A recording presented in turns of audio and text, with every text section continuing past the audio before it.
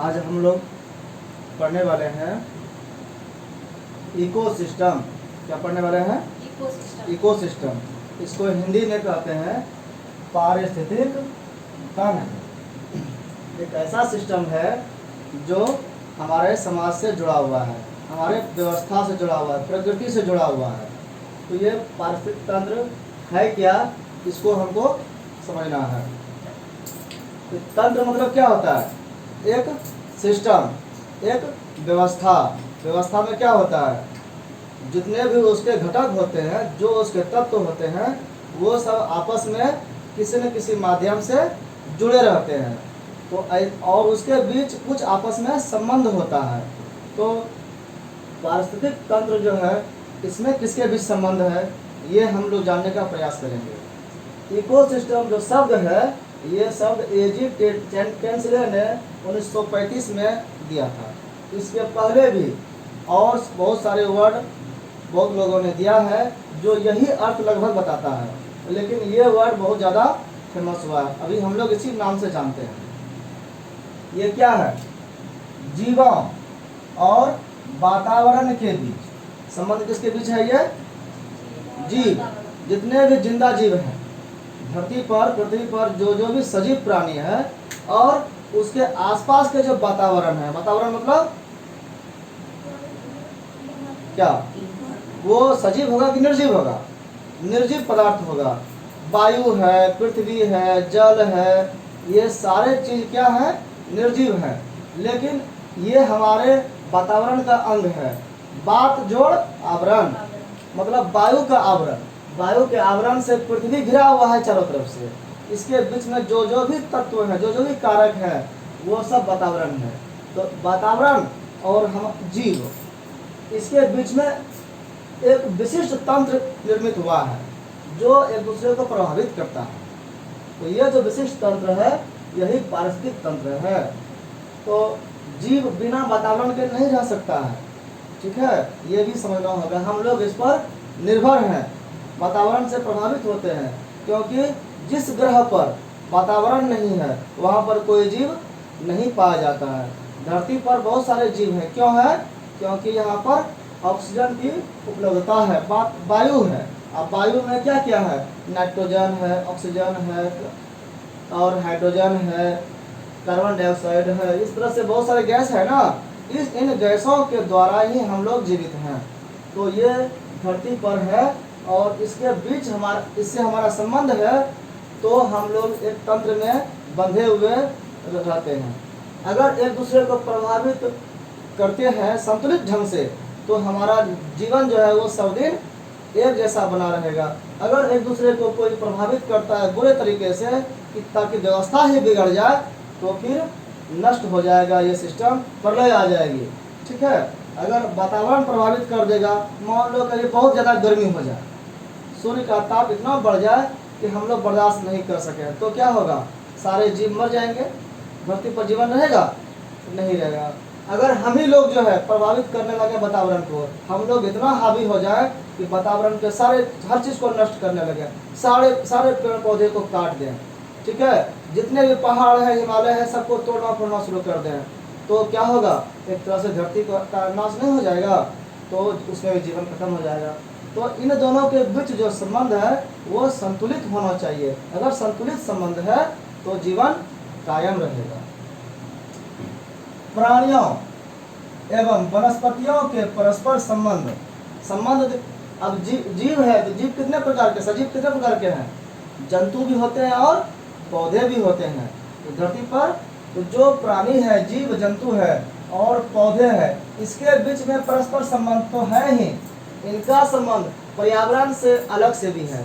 मान लो कि हम पौधे पर जुड़े हुए हैं, कोई जीव, तो पौधा भी हम पर है कुछ आश्रित। ठीक है, और ऐसा नहीं कि वातावरण से जीव जुड़े हुए हैं तो पौधा जुड़ा हुआ नहीं है। पौधा भी वातावरण से जुड़ा हुआ है और जंतु भी वातावरण से जुड़ा हुआ है। तो इन सबके बीच जो संबंध है, इसके अध्ययन को ही कहते हैं पारिस्थितिकी। ठीक है, एग्जाम्पल में हम लोग समझते हैं कि तालाब, एक छोटा सा सिस्टम लेते हैं कि तालाब एक पारिस्थितिक तंत्र है। तो उसमें कौन कौन से जीव, क्या क्या है तालाब में? तालाब में सब पानी है, पानी के बाद तालाब क्या है, गड्ढा है जिसमें पानी है, और उसमें जीव क्या है, मछलियाँ हैं, मेढक हैं, शैवाल हैं, जलीय पुष्प हैं, और भी खर पतवार वगैरह छोटे छोटे कीड़े मकोड़े भी होते हैं, मच्छर भी होते हैं। तो वो सभी जीव उस तालाब में घर बना के रहते हैं। तो तालाब एक तरह से क्या हो गया, एक सिस्टम हो गया। उसमें जो भी मछली है, मछली को खाना कौन देता है, कोई हम लोग जाके देते हैं? उस तालाब में उसके लिए उपयुक्त भोजन जो चाहिए वो शैवाल वगैरह उत्पन्न अपने आप होता है। सब एक दूसरे पर निर्भर करता है, और वो किसी से उसका कोई मेल मतलब किसी से कोई मतलब नहीं रहता है। ये अपने में स्वतंत्र रूप से जी पाता है, इसलिए इसको एक सिस्टम कहते हैं। ये आश्रित रहता है एक दूसरे पर। समुदाय का वह पूर्ण तंत्र, इसको दूसरे तरह से परिभाषा हम लोग क्या देंगे कि ऐसा पूर्ण तंत्र है, मतलब कि उसको किसी से जरूरत कुछ नहीं है, पूर्ण तंत्र है वो। समुदाय, समुदाय मतलब कुछ व्यक्तियों का, कुछ जीवों का समूह। तो ऐसा पूर्ण तंत्र है जिसमें जैविक तथा अजैविक, जैविक मतलब जीवित जो बायोटिक होते हैं, और अजैविक मतलब जो एबायोटिक होते हैं, उनके घटकों के बीच पारस्परिक संबंध से तंत्र बना हुआ है। तो यहाँ पर जैविक जीवित पदार्थ हुए और अजैविक निर्जीव पदार्थ हुए, इनके बीच में जो संबंध बनता है और उसके द्वारा जो पूर्ण तंत्र बनता है, पूर्ण तंत्र मतलब उसको फिर बाहर से कुछ भी जरूरत नहीं होता है।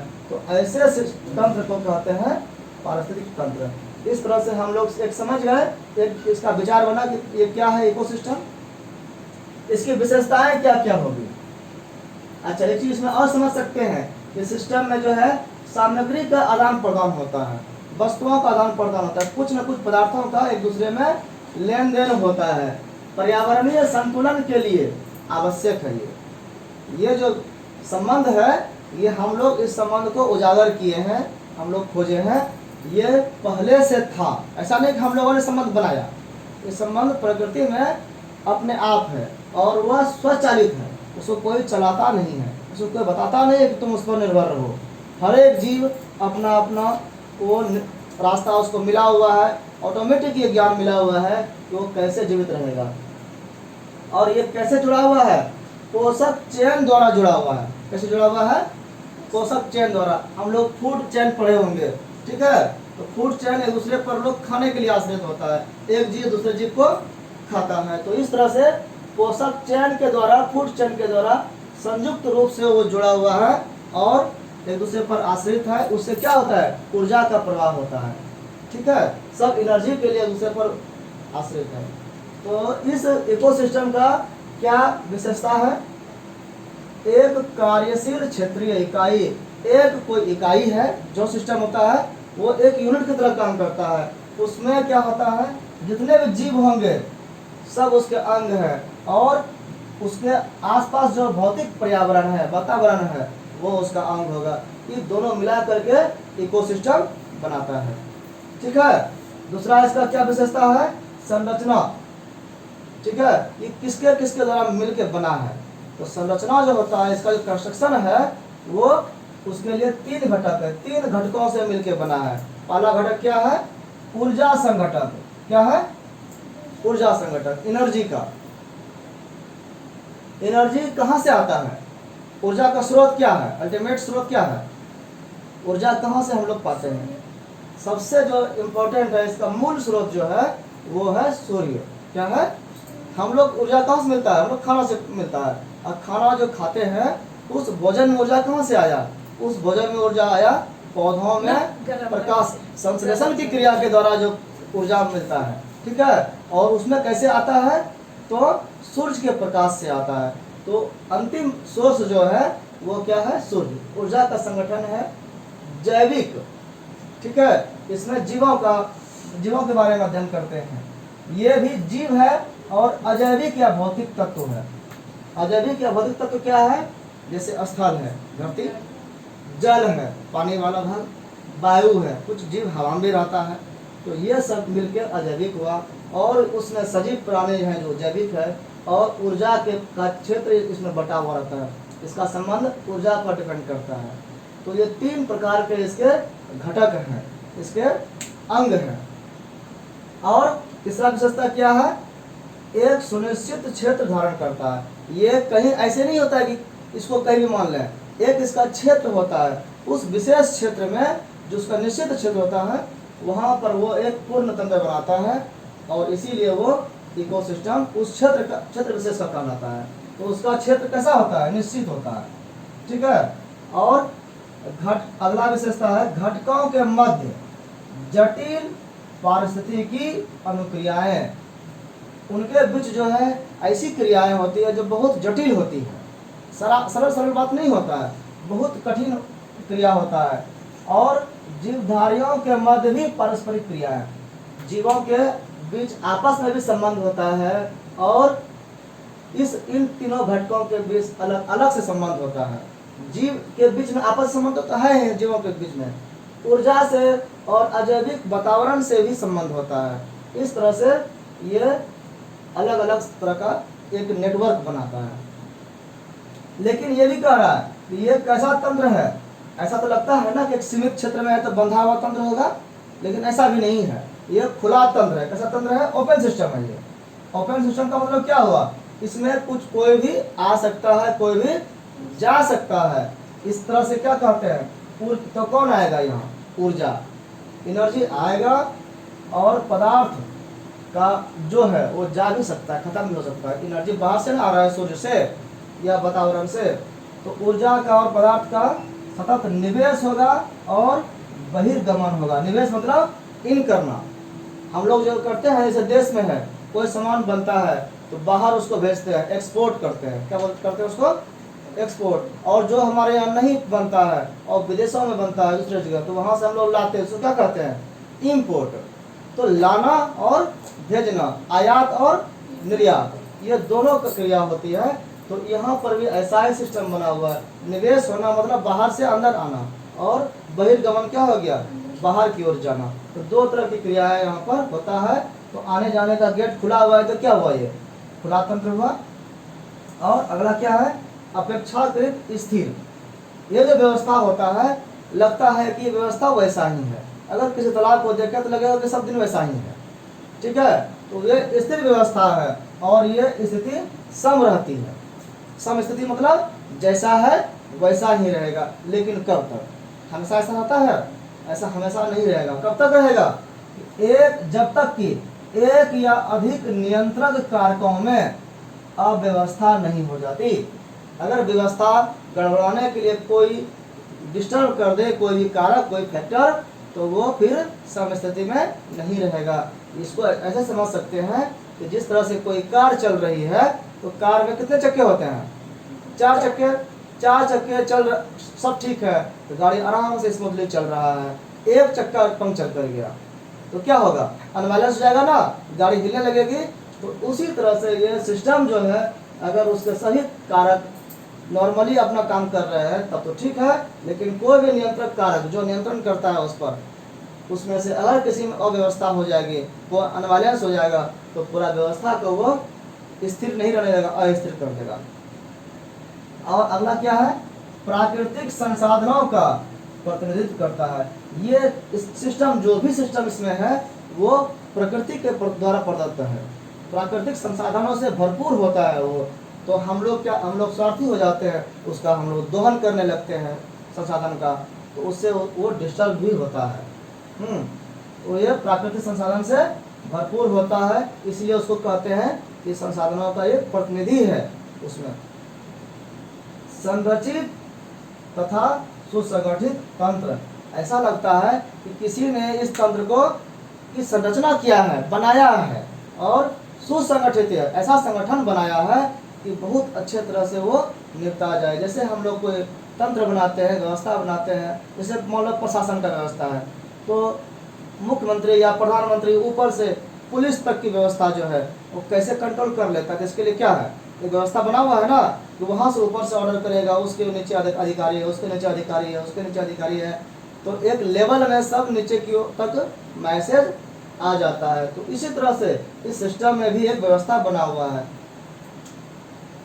अंतर्निर्मित नियंत्रण की व्यवस्था, इसमें व्यवस्था कैसा है तो अंतर्निर्मित है, मतलब उस जो सिस्टम है उसके अंदर में ही उसको नियंत्रण करने के लिए व्यवस्था बना हुआ है। बाहर से कोई उसको कंट्रोल नहीं करता है। जैसे कि हमारा भारत है, इस पे कोई और देश कंट्रोल करे तो हमारा देश स्वतंत्र हुआ?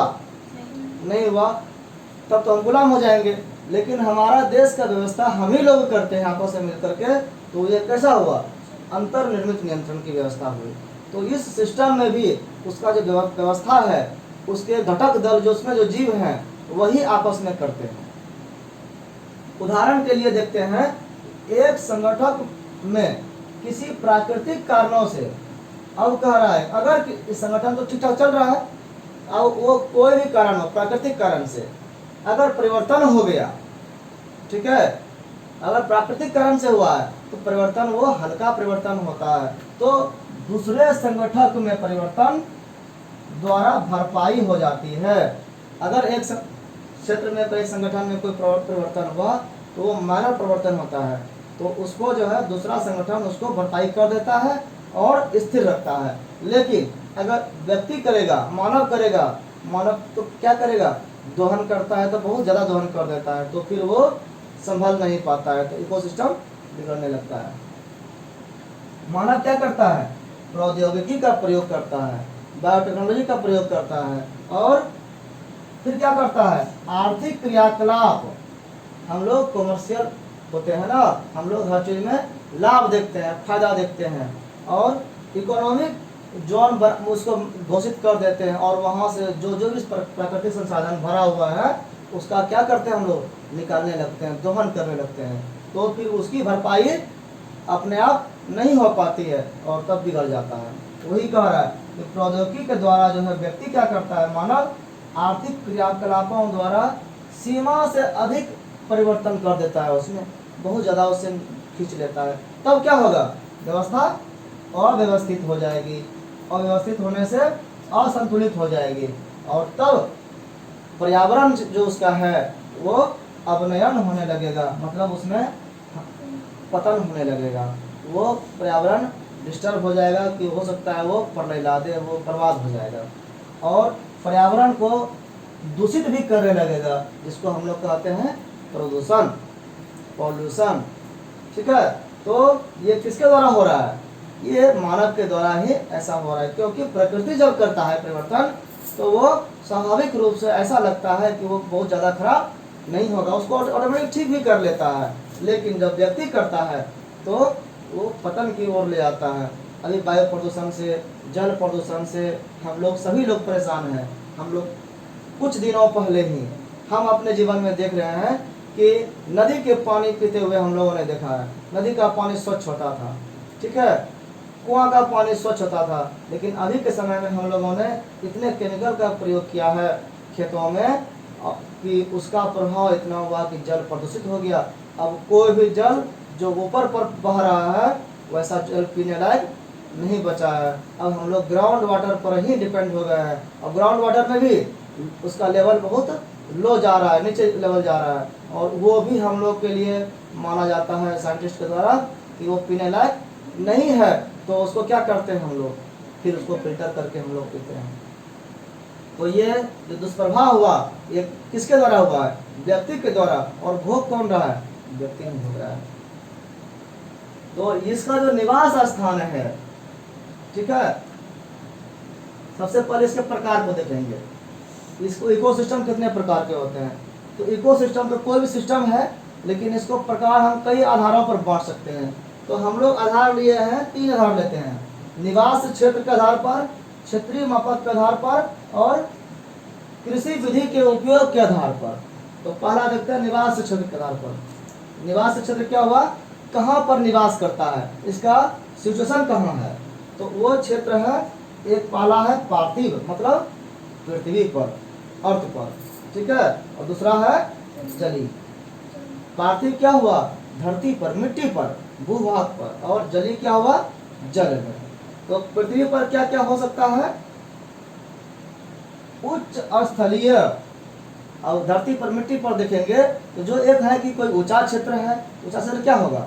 इसको कहते हैं हम पर्वत, या पठार ये ना कहते हैं, तो वहां पर जो सिस्टम होगा वो हो जाएगा उच्च स्तरीय पारिस्थितिक तंत्र, इसमें ये लगा देंगे। ठीक है, और क्या हो सकता है, निम्न स्थलीय पारिस्थितिक तंत्र। निम्न स्थलीय कहाँ हो सकता है, दो पहाड़ों के बीच के नीचे की खाई, गड्ढे में। ठीक है, लेकिन धरती पर ही है, तो निम्न स्थलीय हो जाएगा। उष्ण रेगिस्तानी, रेगिस्तान क्या हो गया, निर्जन प्रदेश, जहां पर पेड़ पौधा जीव जंतु नहीं रह पाए, बंजर भूमि हो और वो गर्म हो। ठीक है, बंजर है तो रेगिस्तान है, लेकिन अगर वो गर्म है तो उष्ण रेगिस्तानी कहेंगे, जैसे कि हमारे यहाँ राजस्थान में है थार मरुस्थल। ठीक है, वो क्या हो गया, उष्ण रेगिस्तान हो गया। और एक होता है शीत रेगिस्तानी। शीत रेगिस्तानी क्या हो गया, जहाँ पूरा कोल्ड होता है, जैसे कि पोल पर है, ध्रुव पर है, पृथ्वी के ध्रुव पर बहुत ज़्यादा ठंड होता है, तो कोई भी जीव को, कोई भी पेड़ पौधे को जीवन के लिए एक एडुक्वेट टेम्परेचर चाहिए, एक उचित मात्रा में तापमान चाहिए। उस तापमान से बहुत ज़्यादा तापमान हो जाएगा तो भी जीव नहीं विकास कर पाएगा, उससे कम तापमान हो जाएगा तो भी जीवों का विकास नहीं होगा। तो दोनों तरह के रेगिस्तान होते हैं, तो ये धरती पर होता है। तो उसमें अगर कुछ हल्का फुल्का जीव है तो वो क्या कहलाएगा, पार्थिव इकोसिस्टम कहलाएगा, उसका प्रकार है ये। जल में कैसे हो सकता है, तो जल को एक तरह से हम कह सकते हैं कि ताजे जल और सागरीय जल।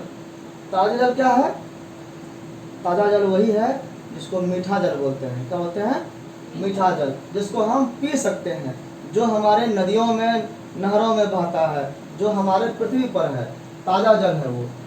उसका एग्जाम्पल है सरिता, झील। सरिता नदी हो गया, क्या हो गया, छोटी छोटी नदी, झील, जलाशय, दलदल, इस तरह का जो जल का क्षेत्र है वो ताजे जल का क्षेत्र कहलाता है।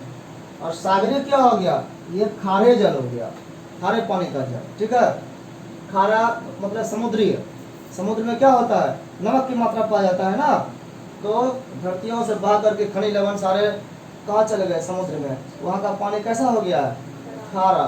तो वो जल का जो है वो सागर में के नाम पर सागरीय जल बोल सकते हैं उसको। इसमें जो सिस्टम है वो कैसा कैसा हो सकता है, खुले सागरीय, खुला सागर का जो ऊपरी भाग है उसमें जो ग्रोथ किया है सिस्टम का वो खुले सागरीय है। तटीय ज्वार नदमुखी, ये क्या है, तटीय मतलब तट के किनारे, ज्वार नद मुखी, नदमुखी, नदमुखी मतलब नदी का जहाँ मुख होता है, समुद्र में जिस जगह नदी मिलती है तो उसका एक मुख होता है ना जहाँ पर मिलता है, तो उसको कहते हैं नदमुख। और उस जगह ज्वार आता है, ज्वार भाटा आता है, उसको बहा के ले जाता है कचरे को, तो कुछ जो है वहाँ पर छोड़ भी जाता है, तो उस जगह जो एक सिस्टम बनता है तो तटीय ज्वार नदमुखी हो गया। पश्चिम बंगाल की खाड़ी जो के पास जो है सुंदरवन है वो इसी प्रकार का है। कोरल रीफ, ये क्या है, कोरल रीफ क्या है, ये समुद्र में कोरल के बढ़ते, कोरल जब मरता है ना तो ये हार्ड एक सेल छोड़ता है, वो मरते मरते मरते मरते जमा होते होते जब पानी के ऊपर आ जाता है या पानी के अंदर ही है तो उसमें जो उसके ऊपर पे जो जीवों का विकास होता है, ठीक है, वो कोरल रीफ हो गया। इस तरह से समुद्र में कई तरह की आकृति बनती है और उस पर भी एक सिस्टम बनता है। इसको दूसरे तरह से कह सकते हैं कि सागरीय और सागर नितल। सागरीय क्या हो गया, सागर में ऊपरी स्तर पर, ठीक है, और ये सरफेस एरिया में। और नितल क्या हो गया, वो सबसे उसका बेस में, जो सागर है उसके सबसे नीचे पेंदी में, निचला भाग में जो वहाँ पर होगा जीवों का विकास, वो सिस्टम सागर नितल इकोसिस्टम कहलाएगा। वहाँ पर जो है ऑक्सीजन की मात्रा बहुत कम होगी।